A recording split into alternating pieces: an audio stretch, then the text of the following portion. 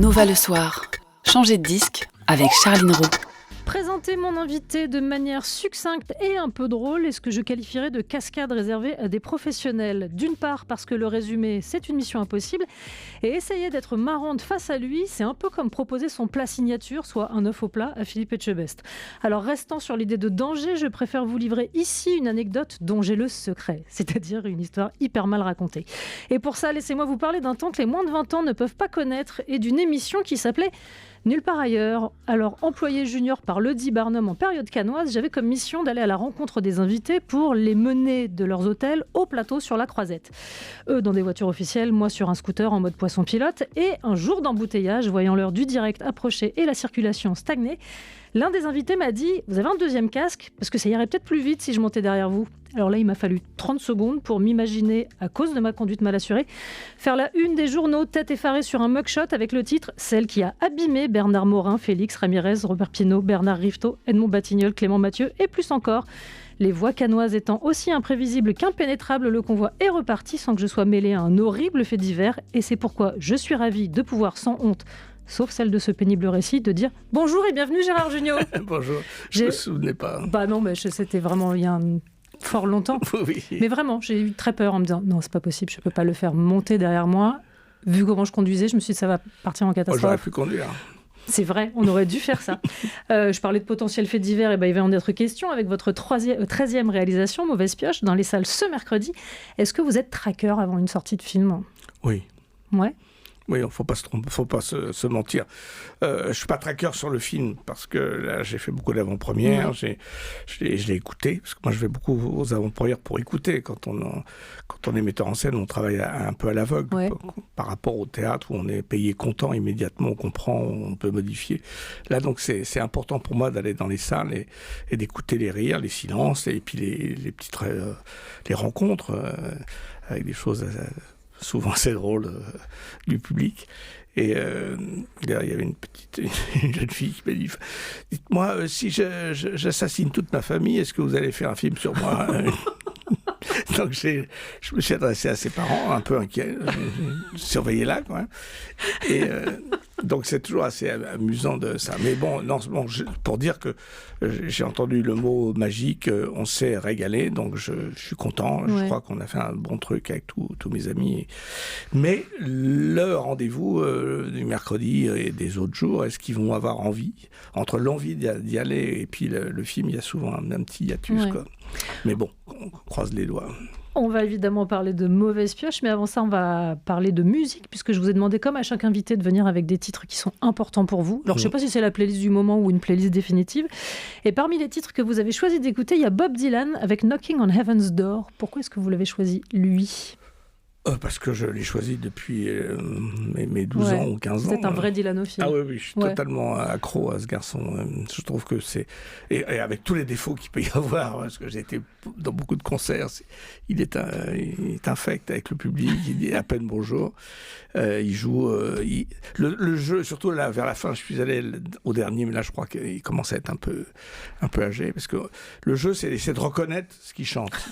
Et même quand on est dylanophile, moi, je connais par cœur toutes ces chansons, il y a un truc, ça serait peut-être, oui, non, c'est pas celle-là, c'est de la Desolation Rock, il renouvelle tout, il réécrit, mais j'adore, quoi, et j'adore le dernier, Rose and, je ne sais quoi, Way, avec I Contain Multitude, que je trouve absolument, mais Knock in Heaven's Door, je trouve que c'est d'abord une musique de film, une musique de Pat Garrett contre Billy the Kid, où il jouait d'ailleurs un petit rôle. Mais j'adore cette chanson. J'avais réussi à la mettre dans un de mes films, dans C'est beau la vie, quand on y pense. Et le producteur avait cassé sa tirelire pour m'offrir ce petit morceau que je... Enfin, il n'y a pas que ça, il y a tout est Dylan, c'est Dylan, quoi. Bob Dylan dans la playlist de Gérard Jugnot, l'invité de Nova le soir. La musique, elle prend quelle place dans votre vie, vous diriez ? Je ne parle pas de votre carrière de chanteur, évidemment, que tout le monde connaît. Oui, il y a des erreurs dans la vie. Non. Mais non, c'est par moment, j'écoute beaucoup de musique, parfois quand je travaille ou quand je J'aime beaucoup la musique classique aussi. Ouais. Mais il y a des musiques qui me assez reines, comme la musique française, là, Debussy, Ravel, Fauré, tout ça. Mais j'aime beaucoup, oui, j'écoute Dylan en boucle, ou j'écoute parfois 10 heures avec le côté un peu aléatoire. Ouais. J'aime beaucoup d'un seul coup être surpris par... Mais vous écrivez en musique? Oui, non,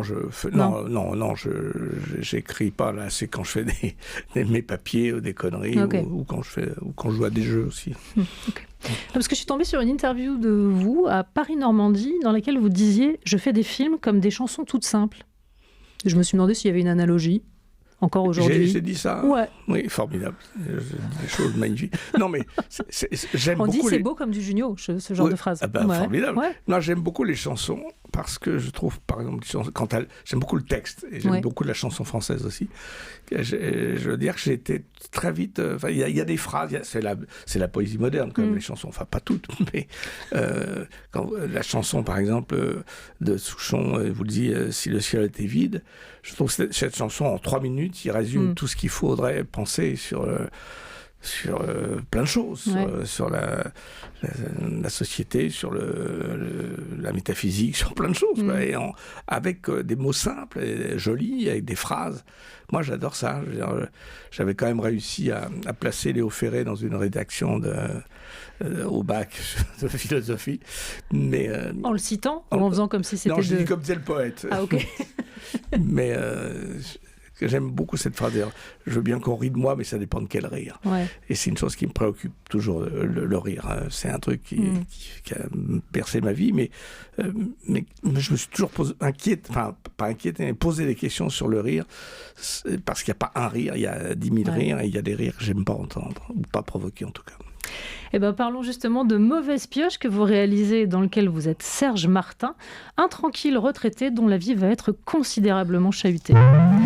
Ce pauvre Serge Martin est pris pour l'ennemi public numéro 1, le meurtrier Thierry Durand de Solilès, une intrigue inspirée par une double tragédie, le cas Xavier Dupont-Ligonnès et le pauvre Guy Joao. Le drame, c'est souvent votre point de départ pour faire rire les gens. Est-ce que c'est avant tout un antidote personnel ? Ça l'est aussi, mais je crois surtout c'est que la comédie ne repose que sur le drame. Elle a été inventée parce qu'il y a du drame. On ne rit pas du bonheur, on ne rit pas des choses qui marchent.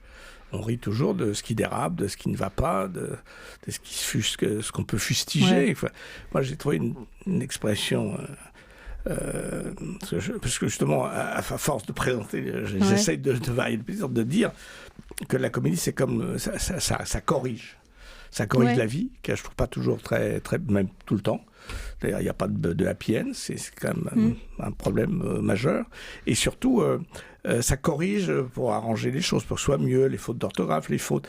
Et puis ça corrige dans le sens, une petite fessée. Enfin, c'est un peu boomer comme expression, mais quand même, c'est une petite critique. On peut rire des choses et s'en moquer. Je pense que c'est important je crois que les humoristes et surtout dans la comédie, moi j'aime bien présenter un miroir sur la société, en ayant orienter le regard, parce que la comédie n'existe pas à l'état pur. Le drame existe. Vous prenez un journal, il y a du drame.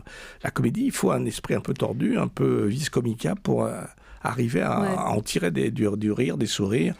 Et c'est ça que j'aime, quoi.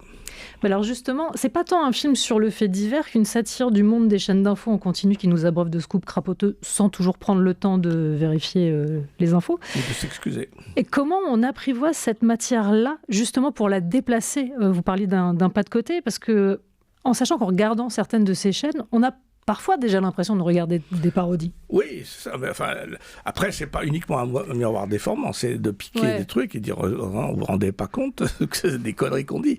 Le côté priorité au direct, où d'un seul coup, on interrompt quelqu'un qui parlait, qui avait des choses à dire pour montrer une voiture qui arrive pendant des heures. Non, il faut faire du remplissage, puis c'est spécialiste. J'aime beaucoup tous ces spécialistes. Donc on a un peu forcé le trait, à peine. Donc la comédie, c'est observer des choses et puis le mettre mettre dans un film pour que les gens s'amusent, on se dira, c'est vrai. Voilà, puis après, moi j'avais aussi envie d'écrire, d'adapter très largement et très, comment dire, de manière très lointaine cette histoire, et puis de bâtir une vraie comédie d'un personnage pris dans un engrenage qui va peut-être réaliser, ça va changer sa vie en pire, et puis peut-être que finalement, de tous ces mots, il va peut-être grandir, quoi. On parle de comédie, on peut aussi parler de comédie en chanson, puisque vous avez choisi d'écouter Orelsan. Oui. Pourquoi est-ce que vous l'avez choisi, lui ? Justement pour ces qualités-là d'écriture Oui, beaucoup. Et puis pour faire un peu de Jones. non, mais c'est vrai que j'aime beaucoup ce qu'il chante, la manière dont il manipule les mots. C'est le grand avantage comme de tous ces enfin, je sais pas si c'est du rap, mais en tout cas, il y a l'art de la punchline, bien sûr. Il y a un amour des mots, quoi. Vous n'avez pas précisé de titre, j'ai choisi Basique. Est-ce que ça vous va ? Très bien. Parce que pour les mises au point, c'est toujours efficace. Parfait.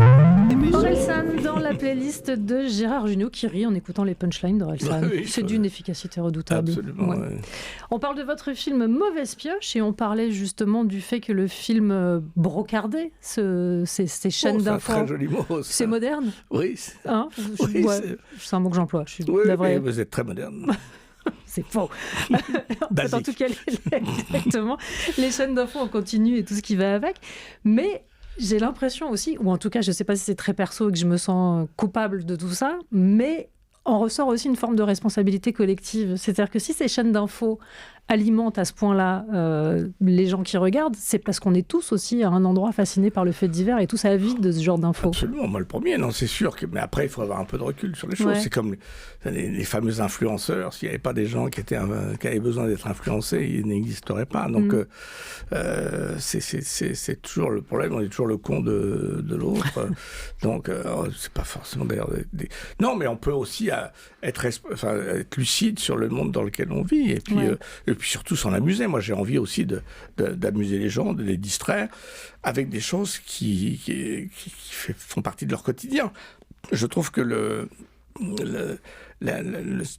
j'aime bien les comédies, mais pas que. Enfin, il faut que la comédie, c'est pas un fond, c'est une forme.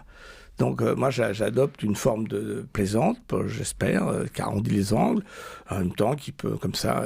C'est vrai que dans le film, il y a beaucoup de personnages qui ont une pâle humanité. Oui, qui sont assez peu fréquentables, je dois dire. Oui. Je ne les inviterai pas à mon dîner idéal. Oui, parce que j'avais envie aussi de traiter, parce qu'on très vite, on s'aperçoit que c'est pas lui, mais de traiter les dégâts collatéraux, les dommages collatéraux que ça entraîne dans sa vie quotidienne, de petit bonhomme, qui est jeté avec une notoriété qu'il n'a jamais cherchée. Bon, moi, je peux pas me plaindre, je l'ai cherché, mais quand on l'a pas cherché, pour des raisons en plus toujours bizarres, on peut s'appeler même avec des réactions autour de lui, des gens proches qui disent oui, mais on le connaît très bien, mais peut-être que c'est le côté terrible de quand quelqu'un est accusé de quelque chose. Il n'y a pas de fumée sans feu. Voilà, il n'y a pas de fumée sans feu, ou peut-être, maintenant que tu me le dis, mais on se connaît plus trop. Ah oui, mais tu sais, on ne connaît pas les gens. Et c'est terrible, ça, cette espèce de truc, en dehors du fait qu'on lui a cassé sa porte ou le bazar. Mais bon, pour en faire, pour moi, une comédie que j'aime, puisque c'est d'essayer d'arranger les choses pour que peut-être ça débouche sur du mieux, quoi. C'est une écriture collective que ce film. Vous avez travaillé avec Fred Hazan, et je me suis aussi demandé à quel point le montage fait partie de votre écriture. Un film, ça s'écrit dans tous les niveaux. Ça s'écrit à l'écriture du scénario, ça s'écrit pendant la préparation, sur les repérages, ça s'écrit en choisissant les acteurs ou en prenant ceux qui acceptent. Et puis après, il y a le montage, même aussi le bruitage, quoi. C'est très important, le bruitage. Je prends toujours cet exemple. Il y a un moment où je me venge un peu sur Philippe Lachaud. Qu'il mérite par rapport à ce qu'il m'a fait faire dans ses films, mais il y a un moment on lui casse un peu, enfin il prend un coup, et un coup sur la tronche, et quand on choisit le bruit, il faut qu'il soit fort pour que ça fasse rire, mais on essaye des bruits, alors on essaie, et là le bruiteur me met un bruit d'os cassé, et là c'est atroce, c'est plus drôle. Et donc tout est comme ça, c'est vraiment la comédie, c'est de l'acupuncture, il faut piquer au bon endroit, et ça me passionne, et ça fait déjà... Comme ça, on m'offre des boîtes de Lego, et c'est ma 13e boîte. Que personne ne marche dessus. Oui, évidemment. Ne me perdent de pièces. Ouais, c'est ça. Vous parliez de Philippe Lachaud. Au casting, on retrouve aussi Thierry Lhermitte, Zabou Bretman, Jean-Pierre Daroussin, François Morel, Rim Kérissi. C'est des types et des rythmes de comédie très différents. Comment est-ce qu'on accorde le tout ? Il y a une sorte d'international de la comédie, quoi, des gens qui, dans l'œil, savent que on est dans un réalisme, mais qu'il y a un tout petit truc dans l'œil qui fait que on s'amuse et que c'est pas fait pour faire pleurer, enfin uniquement. Enfin, ça peut aussi, il faut qu'il y ait de l'émotion. Mais ce que je veux dire, dans la comédie, il faut que ce soit bien écrit. Je veux dire que Fred Hazan, qui a un super dialoguisme, a vraiment bichonné beaucoup de choses. Puis il faut des choses visuelles, je sais pas, ça s'arrange très bien. Moi, j'ai souvenir de jeunes acteurs. Je tourne avec Jean Carmet. Il avait 40 ans de plus que moi et on était dans les mêmes conneries. Et ça, c'est génial. Je trouve que... Alors maintenant, c'est moi qui me retrouve de l'autre côté, mais il y a cette espèce comment on appelle ça, la langue internationale, la langue internationale, un truc, un nom espagnol, l'espéranto, c'est une sorte d'espéranto de la comédie, de toutes les générations, même si les rires sont pas toujours les mêmes. Bon, là, je choisis que des gens qui savent faire, qui sont pas dans une comédie trop zarbi, qui sont dans une comédie humaine. Ouais. Et je pense que, d'abord, il y a pas de comédie en dehors de l'humain. Hein. C'est l'humain qui les animaux, même si on peut dire qu'ils s'amusent, enfin, très peu. Hein, très peu. Vous n'avez pas jeté la balle à vos comédiens, Gérard. Non.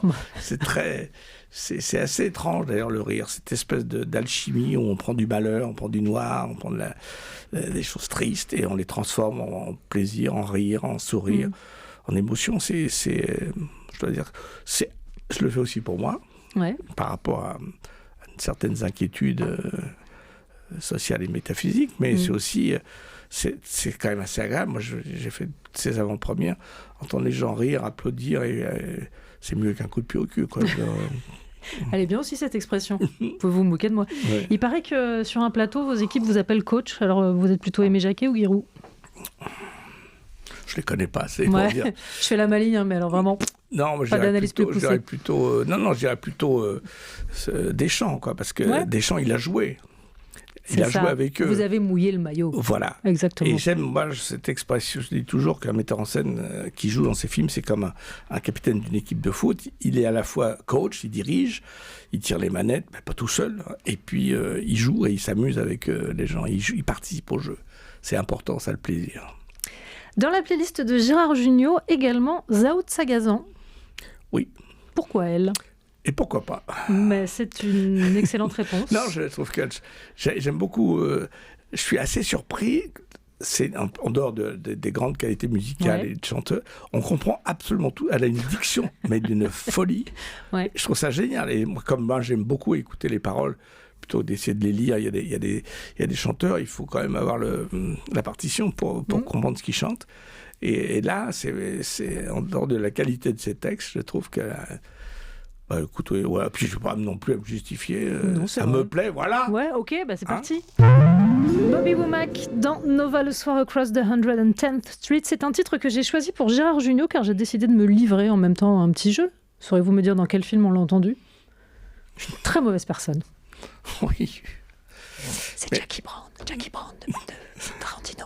Ça doit être Tarantino, non ? Ouais, c'est tout à fait Tarantino. Bravo Gérard. Mais tout ce qui est je connais pas. Je connais très bien le cinéma américain, mais je suis plus. Les noms enfin, je suis fâché un peu avec les noms américains. Ils ont qu'à tous parler le français et je me souviendrai d'eux. Dans un instant, on parlera d'onomastique, de prosopagnosie et peut-être d'orthophonie aussi, rapport au fait que j'arrive pas à articuler ces mots. Ce sera juste après la pub. Et toujours en compagnie de Gérard Jugnot, votre camarade Thierry Lhermitte dit que votre vocation de metteur en scène, réalisateur, a été très, très, très précoce. Elle est née comment ? Il a raison, je ne sais pas. Je ne sais pas, non, j'ai toujours eu envie de faire du cinéma. Mon père avait une petite caméra 8 mm et puis j'ai très vite aimé les films sur les grands écrans. Je viens d'une famille très, très aimante, ordinaire, comme on dit, hein, mais enfin moyenne. Et ça, c'était un peu grisouille, quoi. Ouais. Ça manquait un peu de fantaisie. Et quand il y avait deux ou trois trucs. Mon père nous emmenait beaucoup voir les feux d'artifice. Donc j'ai toujours été assez vite sur les épaules de mon père avec la belle bleue, la belle rouge, comme le poulet. Mais je veux dire, c'est vraiment un truc dont j'ai un beau souvenir. C'était un spectacle vraiment populaire où on entend plein de conneries, tous les mimiles qui disent des choses. Les fêtes foraines, j'aimais bien ça aussi, parce que ça brillait un peu. Et puis il y avait les manèges, puis les loteries.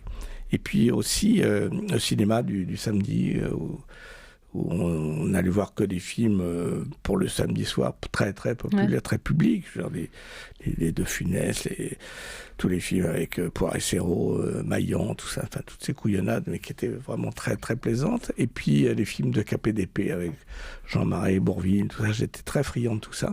Et c'était un moment vraiment magique pour moi. Et puis voilà, je sais pas, j'ai voulu essayer de raconter l'histoire moi aussi, quoi. Mais vous avez gardé les premiers films que vous avez tournés ? Oui, mais ils sont sous scellés. Ouais, ok.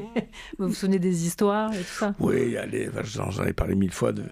J'avais fait Plomfinger. Mon père travaillait dans une entreprise de plomberie, et donc j'avais fait inventer une histoire de James Bond, mais il trafiquait le plomb. Et ça s'appelait... moi, mon personnage que je jouais s'appelait C'est une connerie, bien sûr. Et c'était Jambon 00. Enfin bon, un truc... Très bien. C'était pitoyable, mais j'avais 14 ans.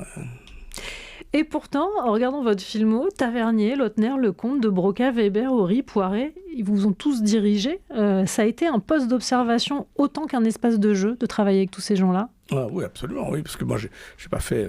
l'IDEX, cette école qui correspond à la FEMIS. Non, j'ai découvert le plaisir de jouer avec Michel Blanc et Clavier, puisqu'on s'est rencontrés en 4e, 5e et 3e, avec Thierry aussi. Et donc, après, il y a eu l'aventure des cours d'art dramatique, puis du café-théâtre, parce qu'on se dit, personne ne va nous employer. Donc, puis on a écrit. Puis après, on a écrit des scénarios, des pièces, des spectacles. Et c'est en écrivant que j'ai aussi appris. Et ensuite, j'avais beaucoup de petits... J'ai fait plein de petits rôles dans plein de films. Pour ça, d'ailleurs, je soigne dans mes films les seconds rôles ou les petits rôles. Je trouve que c'est très important, parce que je l'ai été. Et je peux vous dire que ça fouette dur quand on est face à des gens très connus et qu'on a 2 phrases. Et donc... c'est par le fait... J'ai appris ça, j'ai passé mon temps à regarder comment ils faisaient, voir des films aussi. J'ai vu des quantités de films. Et puis on m'a proposé Pinot, Simple Flic, un scénario qui était déjà un peu écrit, que j'ai réadapté. Et ça a été une chance parce que j'étais un peu connu comme acteur et qui correspondait au rôle que j'ai pu le faire. Parce que les gens s'en foutent des metteurs en scène, en gros. Personne ne sait ce que c'est et à quoi ça sert. Mais ce qui est rigolo, c'est que vos camarades sont sensiblement passés derrière la caméra au même moment, puisque si mes souvenirs sont bons, Marche à l'ombre, c'est 84, et Sac de nœuds, c'est 85. Oui, il a fait 6 mois après, oui, José aussi, oui. Mais oui, parce que on a dit nous pendant très longtemps, et puis on avait décidé de dire je. Et puis quand on écrit des histoires et quand on est acteur de comédie, c'est important d'avoir aussi la prise sur, justement, on parlait du bruitage, des cadrages, du montage.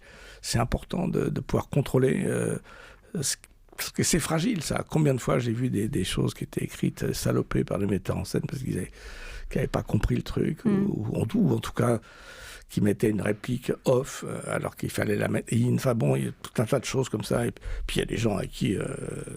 moi j'ai Jean-Marie Poiret, il a réalisé magnifiquement le Père Noël et Papy. Hein, mais après, moi j'ai fait des films très différents et puis beaucoup de pubs aussi. J'ai beaucoup réalisé de pubs. Et ça, la pub, c'était vraiment une très bonne école parce que il fallait raconter une petite histoire en 30 secondes, 15 secondes, 45 secondes. Donc c'est vraiment... ça apprend le montage, ça apprend l'ellipse, ça apprend plein de choses. Puis on rencontre plein de techniciens, plein d'acteurs, de jeunes acteurs. Et puis moi j'en ai fait aussi comme acteur. On était des acteurs sales, nous. On n'était pas subventionnés comme aux Français. Donc il fallait bien faire tourner le théâtre parce que... Au théâtre, c'est splendide. Quand il n'y avait plus personne dans la salle, on fermait. Donc, on a toujours été très à l'écoute du public, mais aussi notre chance, c'est d'être à la fois à l'écoute du public et aussi de son propre goût, pour ne pas se trahir, quoi. Donc, c'est une chance, ça. Chance et talent, sans doute.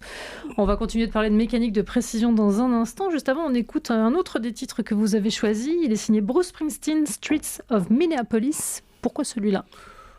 C'est pour emmerder Trump. C'est bon, il n'y a pas besoin de développer, ça me va.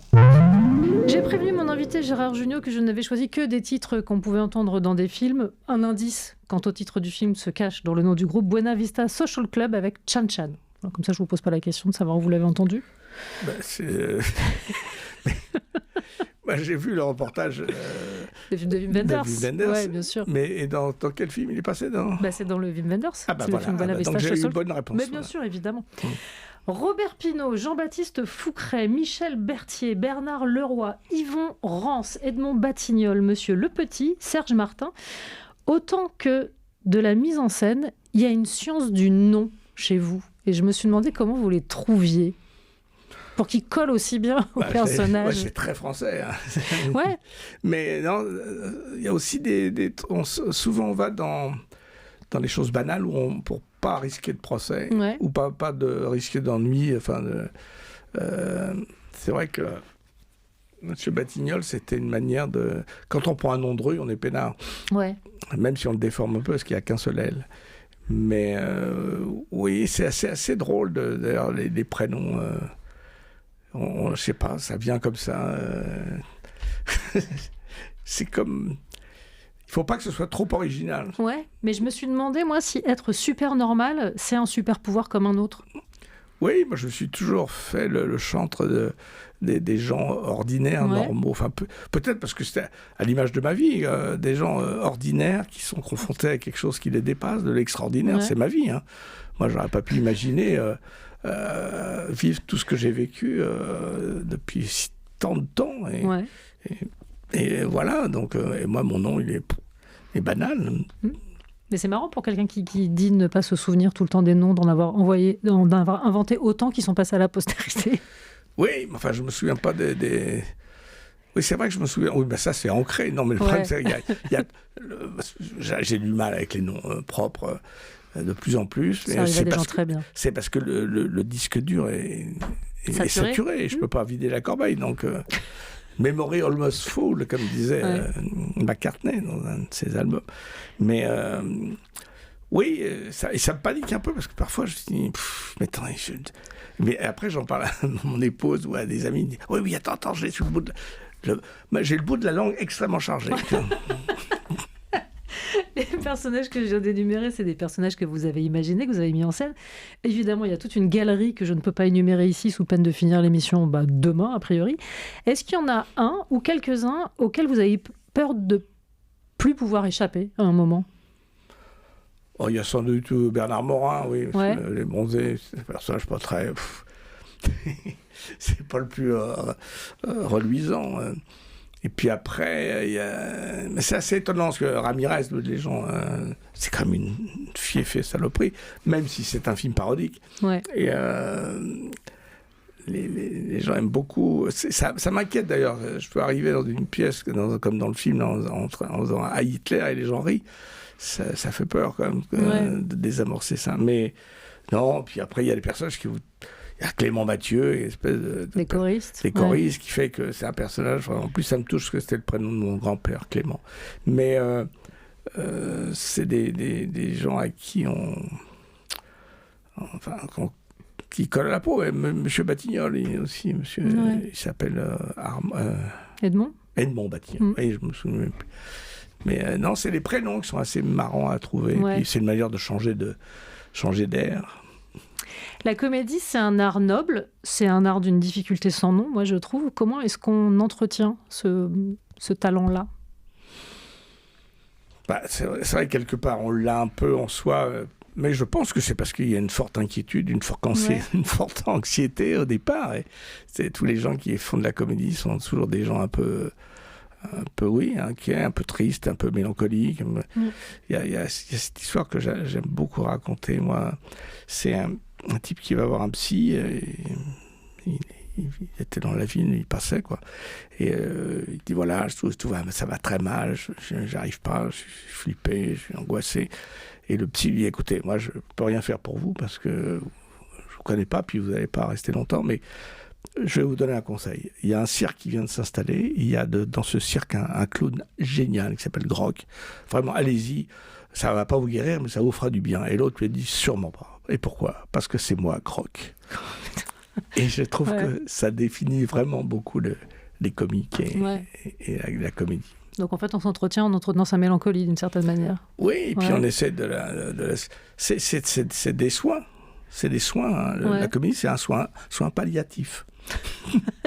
Oui, mais c'est un genre aussi qui est très particulier dans le rapport qu'il vous fait nouer avec le public. C'est-à-dire qu'il y a peut-être une proximité plus grande que des gens qui ne jouent que des drames. Est-ce qu'il y a un moment où il n'y a pas non plus une fatigue ou une lassitude d'être constamment... je vais peut-être pas aller sur la table dans le dos et le... Oui, mais les gens sont... D'abord, ces gens sont plutôt gentils avec moi. Et puis surtout... d'abord, j'ai cherché. Hein. Et puis surtout, là, dans la période de ma vie actuelle, on est vraiment dans les merci. Déjà, c'est pas au revoir, mais merci, et ça fait plaisir d'entendre. Parce qu'on est tous on a tous le syndrome de l'imposteur, de se dire, oui, voilà, je fais rire les gens, je gagne ma vie, je m'amuse. So what ? On n'est pas chirurgien, on n'est pas... on fabrique pas des médicaments qui sont géniaux, non. Mais bon, ces merci-là, en tout cas, me suffisent. C'est notre César à nous, quoi. Ouais. On poursuit en musique. Vous avez choisi d'écouter Alain Souchon. Et si en plus, il n'y a personne, même punition que pour les autres titres, pourquoi celui-là ? J'en parlais tout à l'heure. Je trouve que tout est dit dans cette chanson. Et souvent, dans Souchon, il y a ça. Il y a quelques phrases, des petites phrases qui font vivre. Moi, je veux dire, c'est des leçons de vie, toujours. Enfin, pas toujours, il y a certaines chansons très cons. Mais souvent, en une phrase, on résume un truc. Et ça me fait du bien. En tout cas, j'en ai besoin. Bill Withers dans Nova le soir. Lovely Day, d'une part parce que je suis en compagnie de Gérard Jugnot, et que ça me fait très plaisir, mais aussi parce qu'on pouvait l'entendre dans un film français, chanté par Gilles Lelouch. Un indice sur vos écrans. Le sens de la fête. Le sens de la fête. Le sens de la fête. Ah, c'est le sens de la fête, je crois. Tout à fait, de Nakache et Toledano. Absolument. Un film très, très, très réussi. Très, très drôle, ouais. Très drôle et parfait. C'est vrai ? C'est votre notion du film parfait ? Dans le genre comédie, oui, parce qu'il y a plein de personnages, il y a un dialogue magnifique, il y a des situations, c'est touchant, comme ils savent faire, ils sont balèzes. Et il y a aussi ce que vous aimez, c'est-à-dire une distribution impeccable et des choses à défendre du premier au plus petit rôle. Absolument, absolument, oui. Et des films vus partout, qui peuvent être vus par tout le monde. Ouais. Je trouve que le chef-d'œuvre, c'est vrai, le chef-d'œuvre... En tout cas, moi, j'aime les films qui plaisent à tout le monde, à tous les niveaux d'ailleurs. Parce que ça peut être... moi, j'ai fait aussi des films pour que mes parents puissent les comprendre parfaitement, sans qu'ils disent « mais c'est quoi ce truc-là ?» Les films un peu élitistes, un peu, fragiles. Et je trouve que les grands chefs-d'œuvre, c'est les films qui sont aimés, appréciés, qui durent, films de garde, mais... toutes la plus large audience possible existe et ça me touche. Mais même s'ils rient pas, même s'ils comprennent pas tout, même s'ils sont pas touchés par tout, mais je trouve que c'est ce côté film d'auteur public, grand public qui me plaît et que j'essaye de fabriquer. Désolé, denier du culte. Dans un instant, on revient de manière tout à fait subjective sur votre filmo, Gérard Jugnot, si vous me l'autorisez, et on écoutera aussi Eminem, ce sera juste après la pub. Eminem et Lose Yourself dans Nova le soir, un film qu'on pouvait entendre un titre qu'on pouvait entendre dans le film de Curtis Hanson. Oui, vous me l'avez soufflé. Même maintenant, je m'en souviens même plus. Non, mais je l'ai tenté, je trouvais ça chouette. C'est très gentil. On va passer à votre filmographie, à vous. J'ai de manière extrêmement subjective isolé 4 extraits de films. Je vais vous laisser les identifier et m'en dire un mot, si vous êtes d'accord. Oui. On commence avec celui-là. Rassurez-vous, Madame Bourdelle, c'est français, c'est la police française.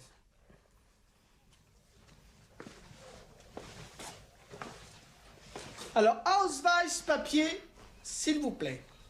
Autant ! Bon, évidemment, Papy fait de la résistance, réalisé par Jean-Marie Poiret, sorti en 83. C'est l'adaptation d'une pièce de théâtre écrite par Martin Lamotte et Christian Clavier, c'est ça ? Qu'on avait joué au théâtre. Ouais. Quel souvenir est-ce que vous en gardez de ce tournage et de la résonance de ce personnage ? Bah, la résonance, Ouais. elle dure toujours. Hein. Ouais. C'est un des personnages dont on me parle le plus souvent. C'est parce que ça plaisait beaucoup aux gens quand je partais dans les aigus, à mes camarades surtout. C'est resté. Hein. Oui, maintenant ma voix, c'est un peu plus... Il y a quelques petites envolées dans Mauvaise Pioche. Oui, quand même. bah oui, ça m'est arrivé quand même. Mais oui, non, c'était un tournage assez sympathique, très compliqué parce qu'il se passait plein de choses. Et ce qui est assez étonnant, c'est que moi, il me semble que tous ces films, que ce soit Les Bronzés, que ce soit Papy, même Le Père Noël, c'est des films que j'essayais de refaire, mais différemment. Papy, j'ai fait Monsieur Batignolles. Une époque formidable, c'était Félix. Et Les Bronzés, c'est Casque Bleu, qui était une histoire de Il y a des échos, de prise d'otage pendant qu'ils passaient leurs vacances, qui est plutôt à la mode en ce moment d'ailleurs. Mais oui, c'était un tournage assez pharaonique. C'était Christian Fechner, le grand producteur, qui voulait vraiment faire un truc énorme. Je me souviens quand même qu'il y avait une accroche sur la jaquette de la DVD ou de l'affiche qu'on n'oserait plus faire maintenant. C'était le film qui a coûté plus cher que Le Débarquement. C'est une chose que je pense qu'on a... Oui. Ça a dit, le Père est une ordure, on s'est fait censurer, alors que vraiment... C'est vrai. Il y avait en même temps... John Ford a fait Dieu est mort et personne ne lui a rien dit. Non. Extrait suivant. Regarde-moi ces cons. Où ça les cons? Là. Tiens, arrête-toi. Je vais leur dire que c'est des cons.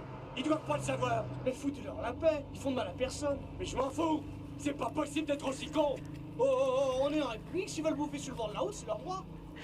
Tandem de Patrice Lecomte en 1987. C'est parce qu'on est à la radio que j'ai évidemment choisi ce film dans lequel il est question de radio. Ouais, mais c'est un film moins populaire que certains, mais magnifique. Moi, je veux dire, j'ai un souvenir ébloui du film et surtout de la rencontre avec Jean, qui était... on était tout le temps tous les deux dans la voiture et il y avait ce côté... Sganarelle et Don Juan de Pacotti, et c'était assez formidable. Et le film est magnifique. Ouais, c'est un film qui n'a pas du tout vieilli, moi, je trouve. Ouais, c'est un film qui touche plus les gens qui font de l'audiovisuel, mais il y avait beaucoup de pathétique et des choses drôles, mais le film est assez noir, assez triste. Ouais. C'est sans doute un des meilleurs films de Patrice Lecomte. Extrait suivant. Bonjour. T'es tout seul? Qu'est-ce que tu fais là?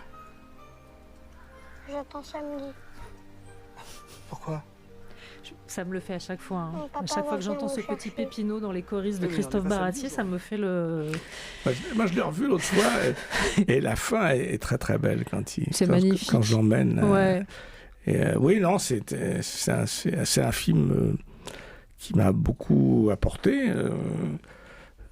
Parce que, en plus, c'était très mal parti. C'était un premier film de Christophe Baratier. Il pédalait un peu dans la semoule dans la première semaine, les 2 premières semaines. Puis après, il y a eu une magie comme ça. Alors qu'il y avait une grève des intermittents, il y avait la canicule. Enfin, il n'y avait rien. Il y avait un acteur qu'on a changé parce qu'il n'arrivait plus. Enfin, tout est parti très mal. Et puis, il y a eu une embellie. Et je crois beaucoup grâce à la musique et à la voix du petit Jean-Baptiste. Jean-Baptiste Monnier. Monnier, oui. On le sait quand on est sur un tournage qu'il se passe quelque chose et qu'on tient un film, ou jamais?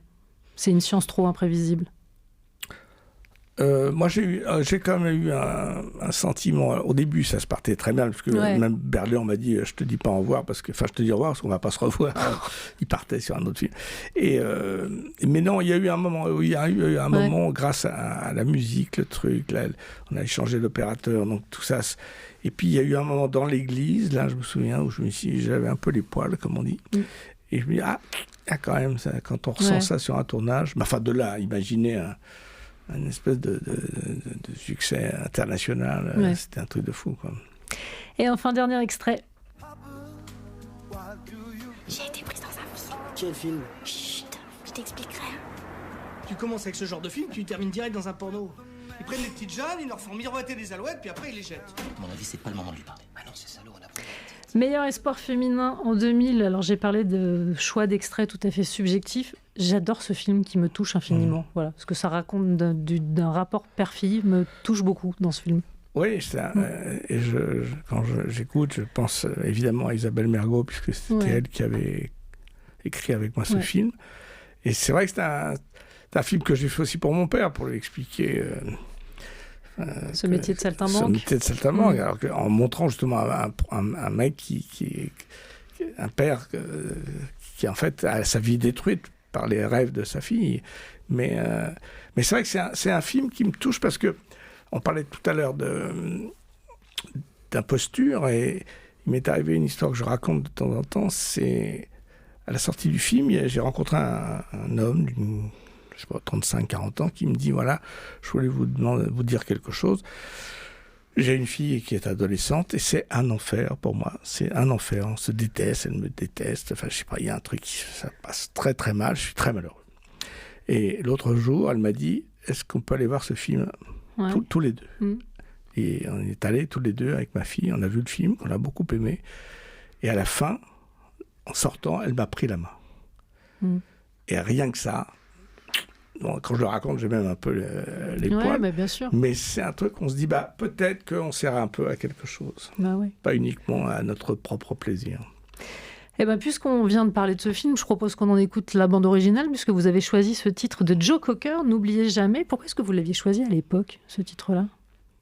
Parce qu'il fallait pas oublier. Ouais. Ok. non, mais j'adorais cette chanson. J'aimais bien parce qu'il y avait un peu de français. Et puis, surtout, ça... pendant très longtemps, j'ai essayé de demander à des musiciens de faire des tubes dans mes films. On cherche toujours ça. Chez Edith Cabrel, quand même, qui ont participé à vos BO. Les tubes, ils sont après, ils mettent beaucoup de temps à se fabriquer. Alors que, donc j'ai pris un tube déjà qui existait. Et en plus, j'adorais cette chanson. 50 Cent dans Nova le soir, PIMP est toujours en compagnie de Gérard Jugnot. C'est pas à cause de vous que j'ai choisi ce titre, évidemment. Je ne me permettrai pas. Mais vous avez identifié le film dans lequel on l'entend. Oui, je crois que c'est Anatomie d'une chute. Oui, tout à fait, de Justine Triet. Je voulais vous demander, parce que j'ai un expert face à moi, donc autant que je pose la question, c'est quoi un bon partenaire de comédie pour vous ? C'est quelqu'un qui a la petite lumière dans l'œil, qui sait ce qu'il joue, qui sait que c'est fait et avec beaucoup de sérieux. Moi, je veux dire, notre génération était très admirative de Peter Sellers, de Serrault, de Poiret, des gens qui disaient des énormités, mais avec un sérieux absolu. Je n'aime pas les gens qui jouent comique. Vous aimez les gens qui jouent tout droit. Oui, mais c'est le petit truc derrière qui fait que... Je sais que Poiret et Serrault, ils commençaient dans les cabarets où ils n'étaient pas connus et on présentait...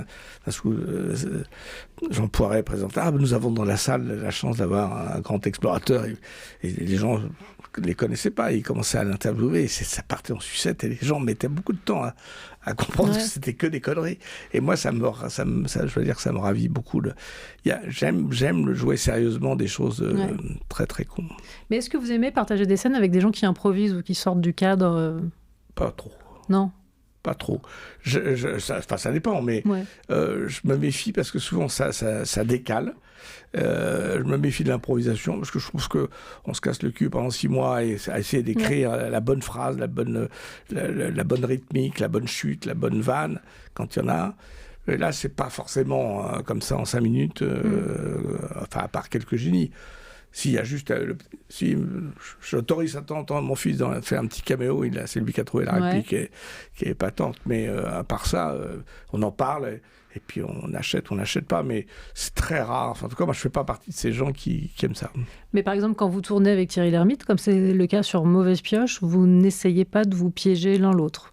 Si, mais c'est pas en rajoutant des mots. C'est plus dans l'œil ou en jouant sérieusement à un truc très bête, avec une intonation que je lui connais.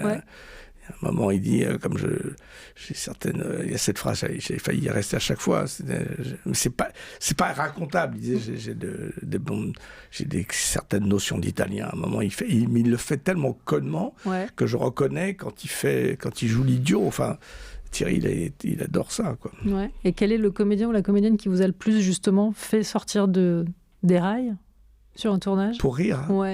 Les fous rires. Je crois que c'était Marielle. Jean-Pierre Marielle, il avait cette espèce de truc comme ça, assez fort. Mais après, vous savez, le fou rire, c'est très différent. D'abord, mes amis, ça c'est atroce. Sur les 3, là, j'ai failli mourir quand mon fils arrive pour me présenter son fiancé. Là, cette scène-là était atroce. On a ri, mais comme jamais, comme des cons, vraiment, et ça fait du bien. Mais là, j'ai failli mourir, vraiment, j'en peux plus. Mais non, les fous rires, c'est souvent une bêtise, irracontable, souvent. Ouais. Mais c'est comme dans la vie. Hein, Fallait y être. Oui, il fallait y être. Ma femme était un truc, on va dire, tu passes à voir le type. Et je lui dis, ah oui, enfin bon, voilà.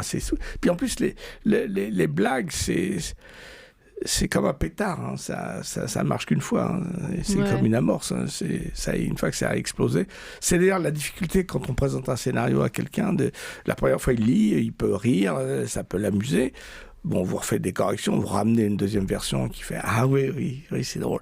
Et puis la troisième fois, c'est « Mais t'es sûr que c'est drôle ?» Et ça, c'est une inquiétude terrible. C'est pour ça, moi, que je vais dans les avant-premières pour essayer de vérifier que là, ça, je le savais. Ah, je le savais. Là, tiens, je ne savais pas, mais ça marche. Et là, sur celui-là, j'étais plutôt assez content de moi. On vous dit beaucoup non quand vous proposez des scénars ? Ça arrive, oui. Oui, mais ça arrive. Mais souvent...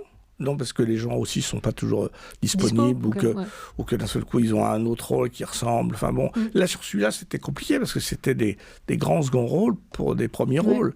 Donc, il fallait certaines amitiés pour l'accepter. Et aussi, c'est pour ça qu'avec Fred, on a vraiment écrit, puis après avec Serge Damady qui a donné un coup de main, on a vraiment essayé de soigner ce second rôle. Parce que je disais tout à l'heure, moi j'ai commencé par des petits rôles et des seconds rôles, et je pense que c'est important quand je lis et que je propose à quelqu'un, je dis non, ça il va pas le faire, parce qu'il y a rien à manger, quoi. Il y a pas. Donc il faut vraiment essayer de, même sur 2 jours, 3 jours, il faut vraiment donner un truc.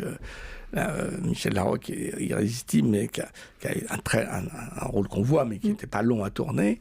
Le fait de lui donner dans la bouche, de la faire parler comme un charretier, alors que c'est la directrice de la PJ, ça m'amusait. Et ça l'a amusé aussi d'essayer de cette fille assez chic, comme ça, qui parle comme un vaurien. Oui, tout à fait. Et vous, est-ce que vous dites beaucoup de non ? Ça m'arrive, oui. Mais j'ai la chance d'avoir dit non à beaucoup de choses qui... j'avais raison. Vous en êtes félicité. J'avais raison, oui. Mais j'ai dit oui à des trucs qui n'ont pas mérité le truc. Mais en général, je fais toujours ça par plaisir. Et ça m'arrive aussi, même dans des films. Là, j'ai fait quelques jours dans le film de Tarek. Des participations. Je suis pas... J'aime bien avoir des jolis rôles, des grands rôles, mais je dis pas non sur des caméos, des trucs, quand il y a quelque chose à défendre. On poursuit en musique avec un autre titre entendu dans un film, Kavinsky, Night Call. Je propose qu'on l'écoute et on en parle ou pas après. Toujours en compagnie de Gérard Jugnot, on écoutait Kavinsky avec Night Call, un titre rapidement identifié par mon invité comme étant la BO de Drive. Avec Ryan Gosling. Avec Ryan Gosling, oui. C'est un profil intéressant, moi je trouve, Ryan Gosling, qui est un garçon qui est aussi performant dans du drame exigeant que dans de la comédie qui peut être extrêmement potache. Oui, et pas exigeante donc. Non, mais si. Vous croyez que c'est pas exigeant de faire le con ? Mais si. Non, mais je veux dire, c'est qu'on est. C'est pas à vous que je vais apprendre que c'est toujours très mal payé, la comédie. Oui, mal payé dans les honneurs. Mais, oui, c'est ça. Non, c'est vrai que. Mais, non, ils sont super balèzes, les Américains. Moi, j'ai vu Nuremberg avec Russell Crowe. Avec Russell Crowe, on en vient à admirer, à aimer Göring.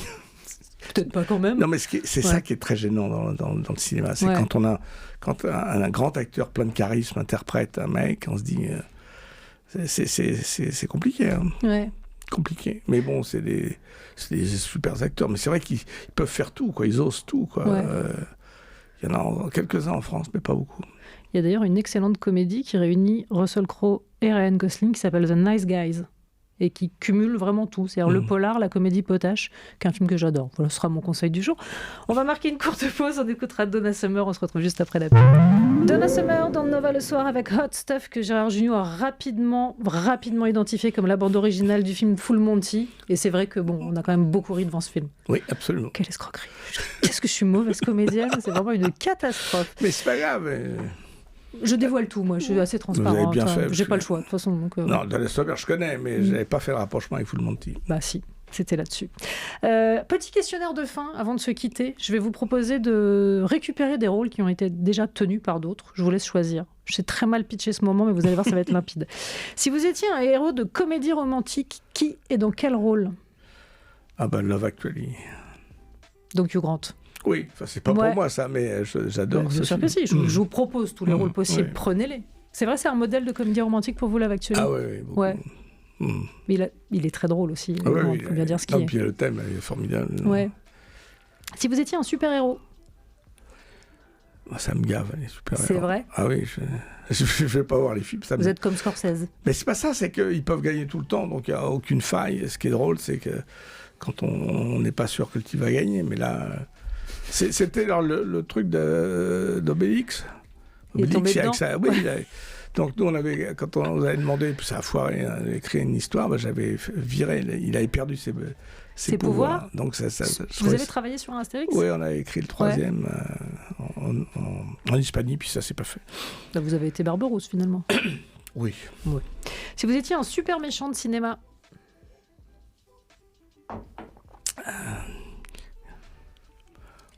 comment il s'appelle? You fuck my wife. Non. Comment il s'appelle le petit là? Joe Pesci ? Joe Pesci, oui. Ouais, dans n'importe quel film, dans n'importe quel Scorsese en réalité. Ouais, je crois qu'il était dans la vie assez... Enfin, il est pareil dans la vie. Si vous étiez un policier mythique du cinéma, je ne sais pas, En France, parce que sinon c'est Elliot Ness. Mais en France, moi j'ai pas très envie de faire Maigret, mais j'ai pas d'idée. Non, même pas en série noire. Oui, Ouais. Oui, peut-être Ventura. Ok. Si vous étiez un héros de film d'action, Indiana Jones. bah oui, évidemment. Et enfin, qui pour vous jouer dans votre biopic ?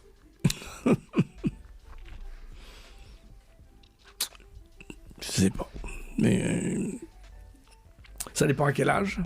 Peu importe, c'est vous Et qui puis dirigez. je vois surtout pas l'intérêt de faire un biopic. Si. Bof. Mais un acteur... un grand acteur américain. Ouais. Charles Laughton. Ok, très bien, ça me va. Après, il avait fait un petit régime quand même.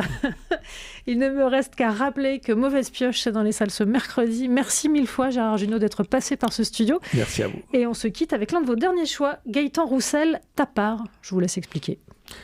Je ne connaissais pas bien, mais j'ai fait sa connaissance aux Enfoirés. Je trouve que l'homme est très sympathique. Et puis j'aime bien cette phrase, cette accumulation de phrases. Ouais. Je trouve que c'est une chanson qui me touche. Ouais. Nova le soir. Changer de disque avec Charline Roux.